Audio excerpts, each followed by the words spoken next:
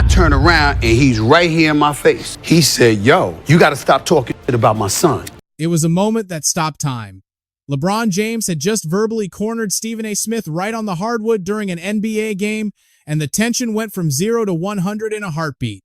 This wasn't a random outburst. It was the inevitable explosion following months of Smith systematically dissecting and critiquing Bronny on national broadcasts. But what happened immediately after that exchange poured gasoline on an already raging fire. Let's break down exactly how the dominoes fell.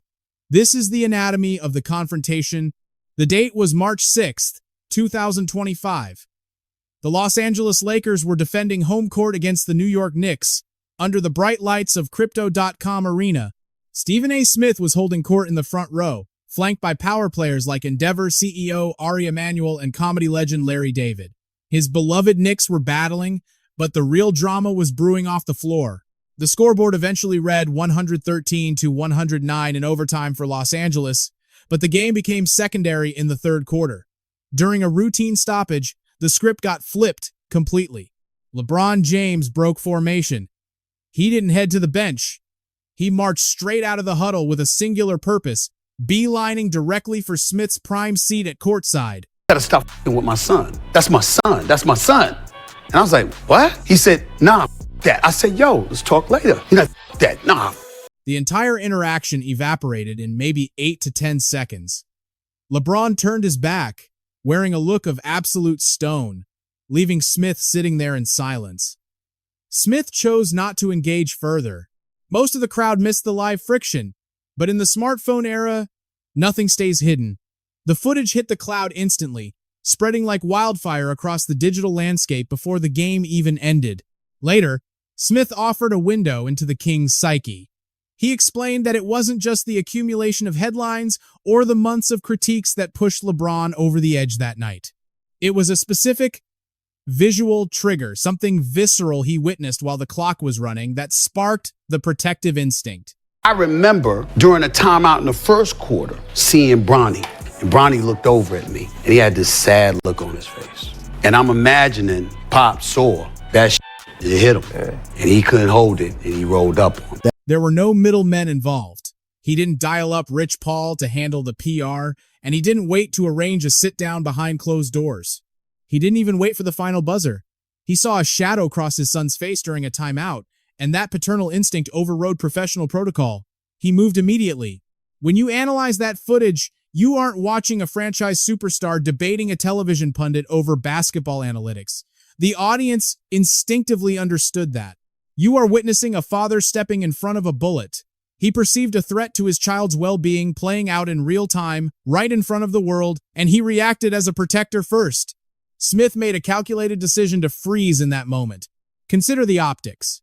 He's sitting next to industry titans on a nationally televised court in the heat of battle. He understood the leverage of the moment. He knew that any clapback would define the news cycle. So he absorbed the blow, let LeBron speak his piece, and held his ground in silence, letting the moment breathe. Within hours, that clip had colonized X, Instagram, and every corner of the sports internet. By sunrise, it was the lead story on every ticker in America. Smith woke up to a barrage of messages from ESPN brass, his representation, and panicked colleagues. The situation he tried to diffuse by saying nothing had mutated into the only thing anyone wanted to talk about. But to truly grasp the gravity of this confrontation, to understand why a billion-dollar athlete would break the fourth wall during a game we have, to rewind the tape, we need to revisit the genesis of this entire saga, asking why LeBron reached a breaking point where he felt compelled to confront a media titan on live TV. It stems from a proclamation LeBron issued years ago. That singular statement set a complex chain of events into motion, intertwining a father's dream with the harsh realities of the draft process. Since at least 2018, James had been broadcasting his ambition to share the floor with his eldest. By February 2022, he etched it in stone. He posted to the world, "If you want the king, you take the prince. Wherever Bronny lands, that is where I am going." He doubled down, stating, "I will move heaven and earth to play one season with my boy." The paycheck doesn't matter anymore at that stage. Then, in March 2023, he raised the stakes even higher, boldly claiming Bronny was already superior to some of the players he was watching on League Pass. Those words didn't just create hype. They constructed a massive, inescapable lens through which Bronny would be viewed forever. Before the kid played a single pro minute, his father had built the frame. Every scout and analyst was forced to evaluate him within the architecture LeBron designed. But the road to the league was paved with terrifying obstacles. In July 2023, the world stopped when Bronny suffered a cardiac arrest during a USC workout. He fought back from the brink, played a truncated college season, and declared for the 2024 draft, eventually hearing his name called by the Lakers at pick 55 in June. Ironically, back then, Stephen A. wasn't the antagonist. He was actually standing in their corner, operating from a place of support. Stephen A., I'm going to start with you. We got Stephen A. and CJ McCollum here. Who do you think should draft Bronny? CJ, go ahead. I think the Lakers should draft him. I think if you look at the development process of him being able to play alongside LeBron James, arguably the greatest player of all time. He argued that if anyone had earned the leverage to make this happen, it was LeBron. He reminded the audience that preferential treatment is the oldest tradition in business and sports. He noted that family connections run the world, particularly outside of minority communities, and insisted the pressure should be on coach J.J. Redick to manage the rotation, not on the James family. His take was measured and clear. The Lakers are in a delicate spot. They need to give this kid time to breathe and develop. There is a fundamental truth about greatness that people often forget. It requires patience, a slow burn where raw potential is forged into steel over time. If the master plan was always to let Bronny cut his teeth in the G League, developing his game away from the blinding lights, then I would stand shoulder to shoulder with that philosophy. However, I have to diverge here because Smith's apprehension wasn't rooted in a critique of the young man's jump shot or his defensive slides. His anxiety stemmed from the psychological weight of placing a rookie inside the most scrutinized locker room in sports, right next to his father, creating an absolute pressure cooker.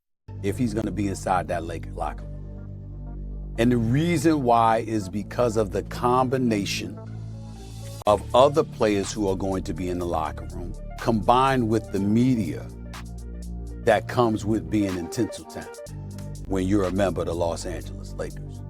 You talk about a distraction. Back in June of 2024, Smith was actually extending a hand of caution, not ridicule.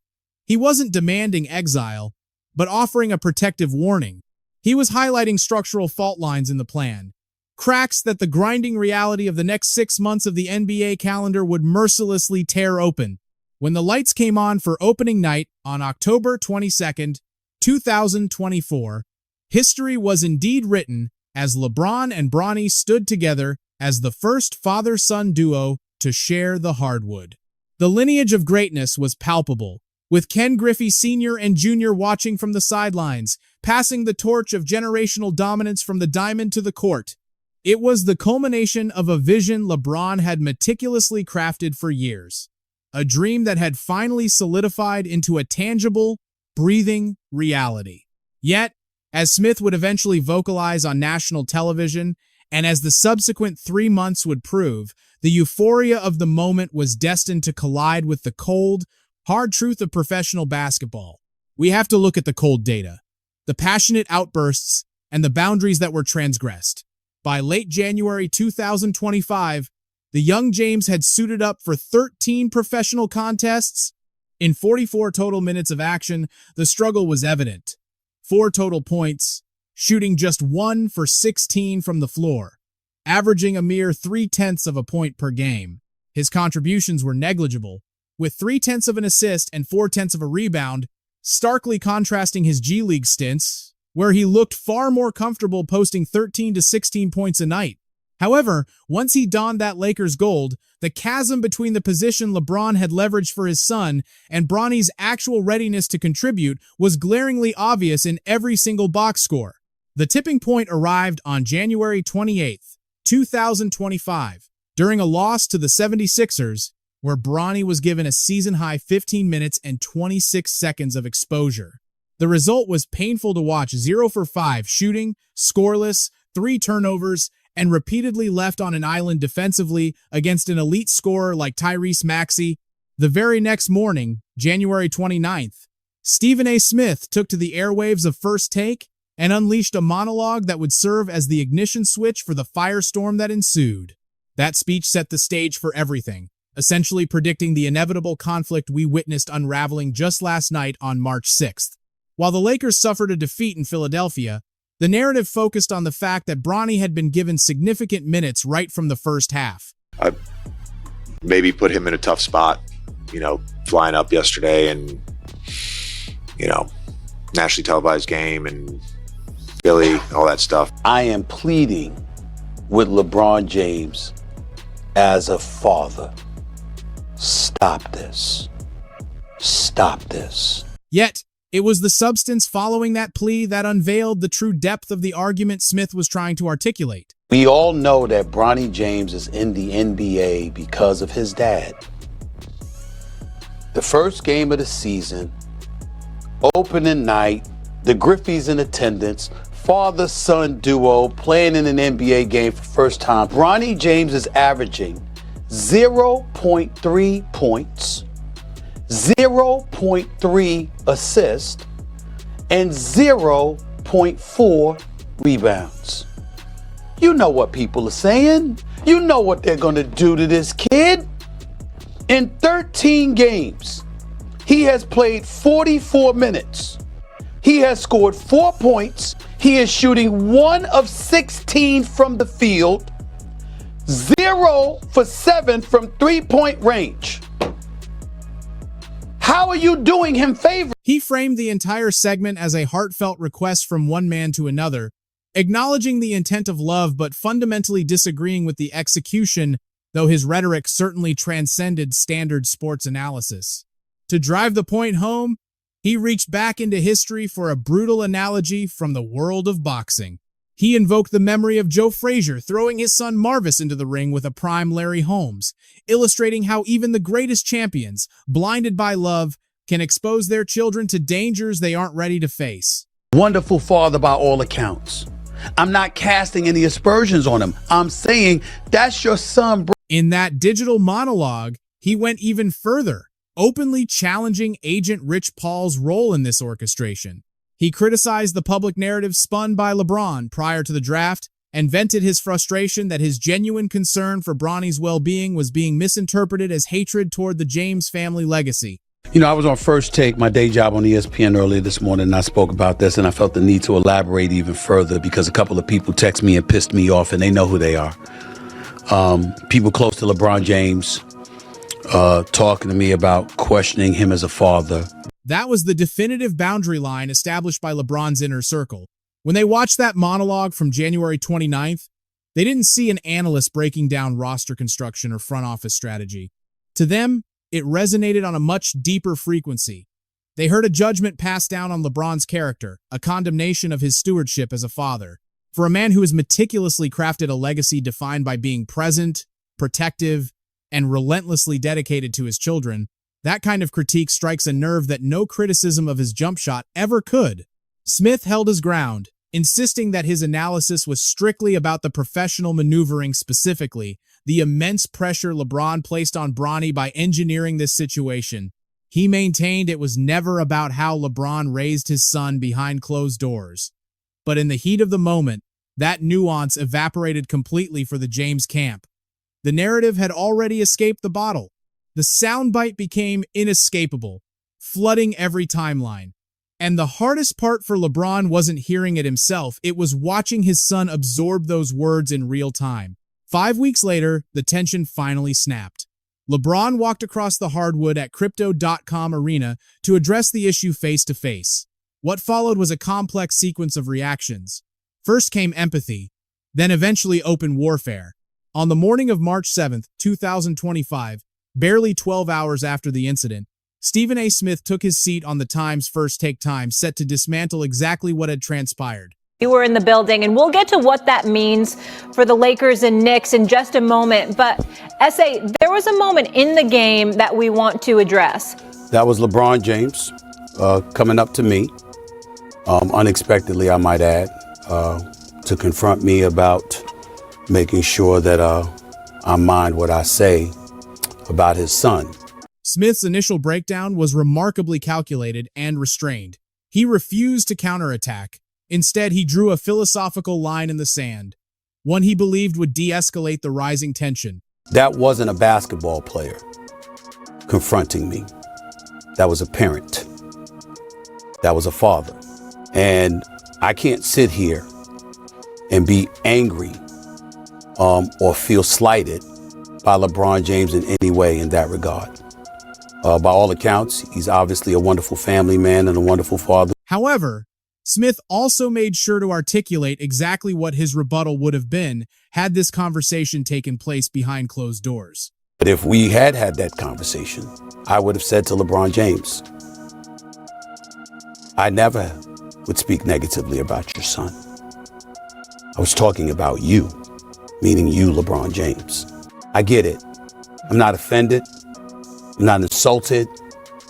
I don't have any animosity or animus towards LeBron James for this. Nothing like that. I don't think he cares, but neither do I. I'm just stating fact. None of that exists. If I was in his position, I can't definitively say I would not have done the same thing. Shortly after, Smith uploaded a 27-minute monologue to YouTube titled, "LeBron and I Had a Confrontation, My Side of the Story," digging deeper into the nuances of the clash. In that video, he doubled down on his fundamental premise, reiterating that his commentary was strictly an analysis of LeBron's professional maneuvering involving his son. He left the door ajar for a response, but he also began to highlight a specific detail that didn't sit right with him. LeBron had every opportunity to handle this like a gentleman. Rich Paul has my direct line. Maverick Carter has my number. Access was never the issue. Instead, LeBron chose the sideline, mid-game, under the bright lights. That tactical choice, the location, the timing, the theatricality of it, began to alter how Smith processed the interaction. The dynamic shifted irrevocably when LeBron was caught on a hot mic speaking with broadcaster Richard Jefferson before a Celtics game on March 8th. Hearing LeBron frame the confrontation as a defense against personal attacks on his fatherhood gave Smith the confirmation he had been waiting for. It became clear that LeBron was refusing to distinguish between objective basketball commentary and a malicious personal assault. In the King's mind, they were one and the same. And it was in that realization that Smith's tone hardened significantly. Appearing on the Times Gil's Arena Times podcast around March 12th, Smith didn't hold back, labeling LeBron's approach as weak and calling it absolute bullshit. He argued that ambushing someone courtside during a nationally televised broadcast, surrounded by cameras without a warning, isn't a confrontation. It was a performance piece. Smith insisted that if LeBron had a genuine grievance to settle, he had a dozen private avenues to do so respectfully. The fact that he selected the most visible stage possible during a live broadcast suggested to Smith that the objective was never resolution. The objective was to make a statement. What do you make of LeBron confronting you in the aftermath of that situation? I thought it was weak. I thought it was some bullshit. But in the moment, I knew that I was listening to a father.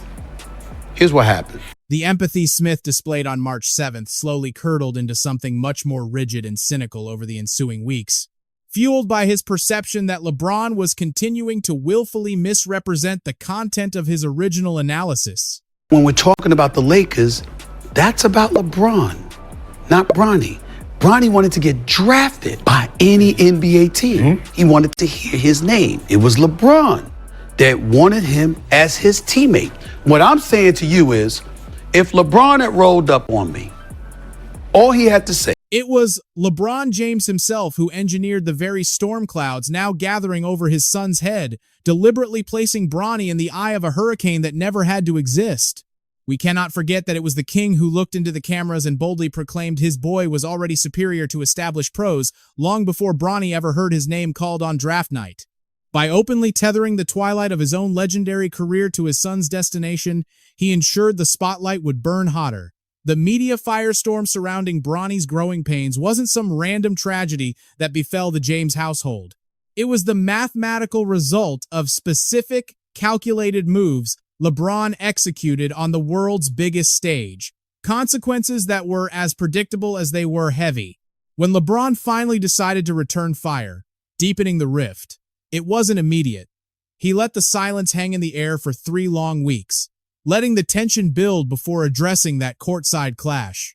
And when he broke his silence, he bypassed the traditional pressers and the ESPN machine entirely, choosing instead to sit down with Pat McAfee on March 26, 2025, to control the message on his own terms. For over 60 minutes, simulcast across the digital and cable landscape, James commanded the microphone, finally turning his gaze directly towards Stephen A. Smith to settle the score. LeBron laid out his philosophy with surgical precision.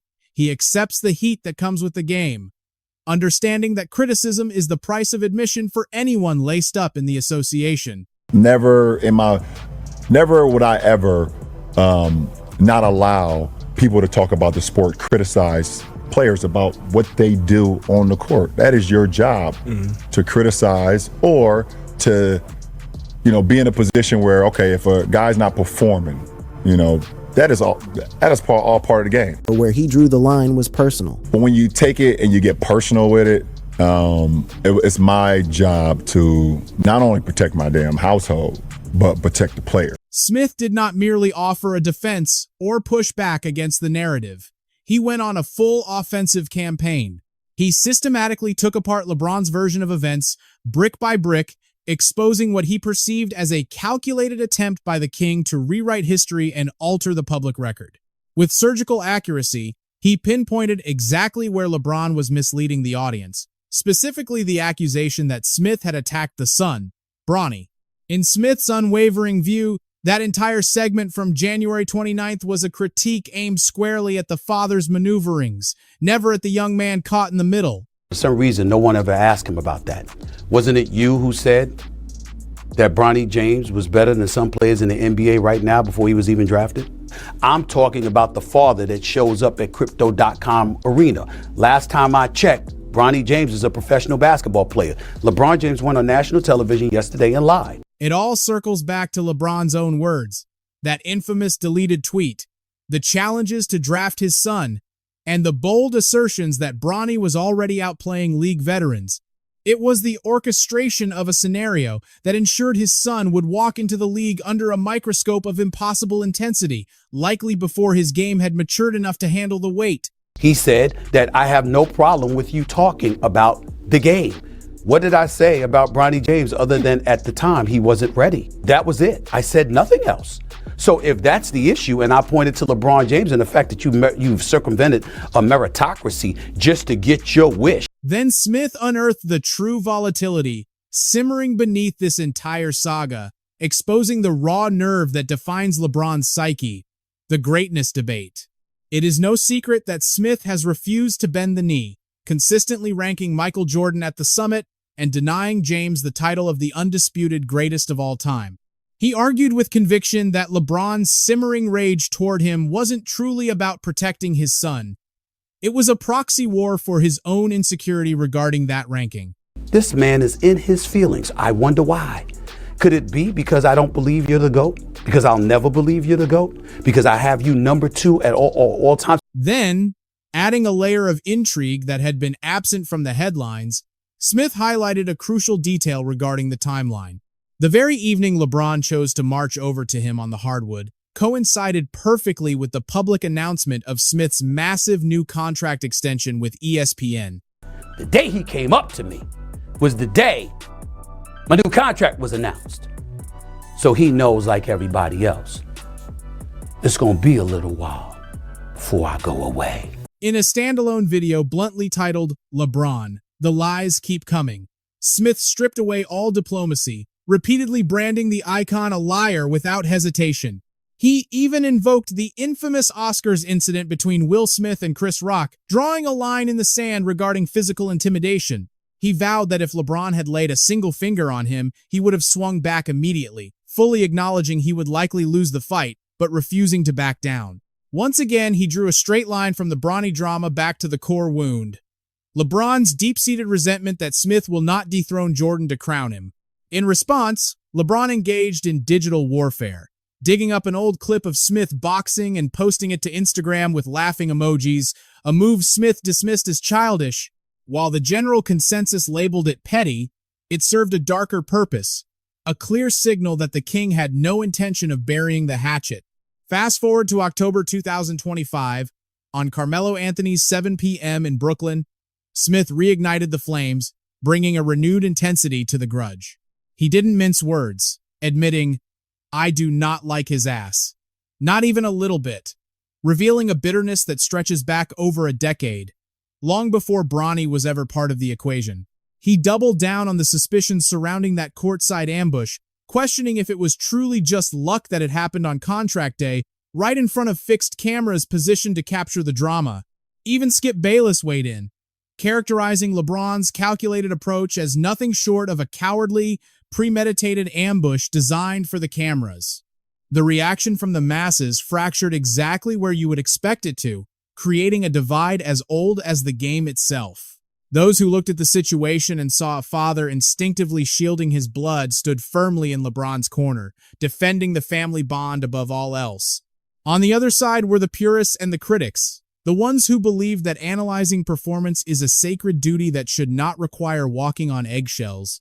They rallied behind Smith, arguing that the arena is no place for sensitivity when the lights are on. But beyond the arguments, there was the image itself, a moment frozen in time that transcended the box score. You had LeBron, draped in his jersey, leaning ominously towards Smith, who was perched courtside, the tension palpable enough to cut with a knife. That scowl etched on his face as he turned to walk away became iconic instantly. It was not just a highlight, it became the defining visual of 2025 sports media, shared millions of times as a symbol of the friction between athlete and analyst. Yet, in the eye of this media hurricane, Bronny James quietly went back to work, focusing on the only thing he could control, his development. On March 20th, 2025, he silenced the noise, dropping a career-high 17 points against the Milwaukee Bucks, proving he was still writing his own story. The performance was undeniable, forcing even the loudest critics to reconsider their stance. Smith took to the airwaves the very next day, offering a rare moment of humility by admitting he might have misjudged the situation, stating simply that he was genuinely impressed. He admitted that the young man looked like someone who truly belonged on that floor, not just a name on a jersey. In many ways, that admission served as the final punctuation mark on the basketball chapter of this saga, closing the book on the questions of capability. While the game itself marched inevitably forward, the philosophical debate it sparked refused to fade away. That brief, heated confrontation on the hardwood of Crypto.com arena on March 6, 2025, may have only lasted 8 to 10 seconds, but its echo remained. The dialogue it ignited about boundaries, family, and media ethics is far from over. If you are finding value in this deep dive into the human side of the game, take a moment to engage with what we are building here. To continue exploring these complex narratives, be sure to explore the suggested videos waiting for you. Just click the cards appearing on your screen now to keep the story going.